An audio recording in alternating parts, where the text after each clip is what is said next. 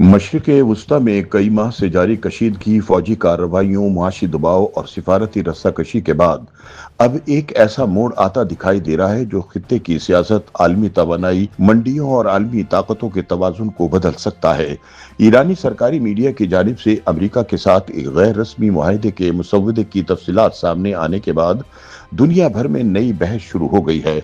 ईरानी सरकारी टीवी के मुताबिक इस्लामाबाद मुफाहमत नामी इस मुजव्वज़ा मुआहदे को अभी हतमी शक्ल नहीं दी गई, ताहम इसमें शामिल निकात गैर मामूली अहमियत के हामिल है। सबसे अहम मामला आबनाए हरमस का है, जो दुनिया की सबसे अहम बहरी गुजरगाहों में शुमार होती है और जहां से आलमी तेल तिजारत का एक बड़ा हिस्सा गुजरता है। लीक होने वाली मालूमात के मुताबिक ईरान को आबनाए हरमस में बहरी जहाजों की दर्जाबंदी, इनकी नकलो हरकत की निगरानी और बाज़ सूरतों में इनके गुजरने या ना गुजरने के फैसले का इख्तियार हासिल होगा। अगर ये शिप हतमी मुआहदे का हिस्सा बनती है तो ये ईरान की एक बड़ी सिफारती कामयाबी तस्वुर की जाएगी।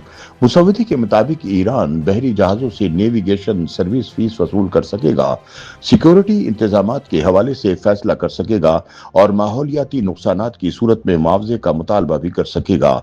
इसके अलावा तमाम बहरी जहाजों को अपने कार्गो की मुकम्मल तफसीलात ईरानी हुकाम को फराहम करना होगी, जिसके बाद गुजरने की इजाजत दी जाएगी।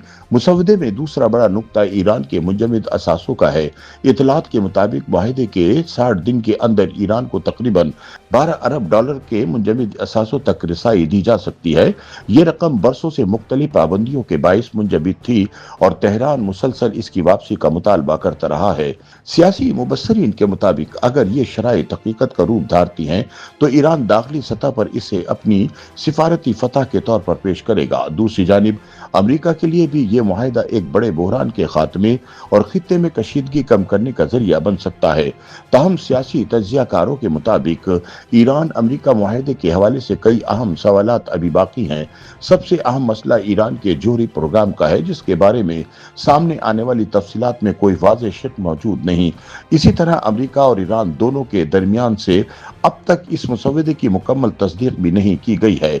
आलमी माहिरीन के बकौल पाकिस्तान का किरदार भी इस पूरे अमल में खास तवज्जो का मरकज बना हुआ है। चूंकि इस मुजव्वज़ा फ्रेमवर्क को इस्लामाबाद मुफाहमत का नाम दिया जा रहा है, इसलिए यह तासुर मजबूत हो रहा है कि पाकिस्तान ने दोनों ममालिक के दरमियान पसे पर्दा सिफारती राब्तों में अहम किरदार अदा किया है।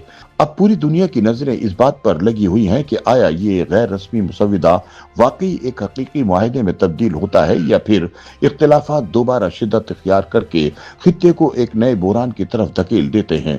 फिलहाल इतना जरूर कहा जा सकता है कि मशरिक़ वुस्ता की सियासत एक तारीखी मोड़ पर खड़ी है और आने वाले दिन आलमी मंजरनामे का रुख मुतय्यन कर सकते हैं।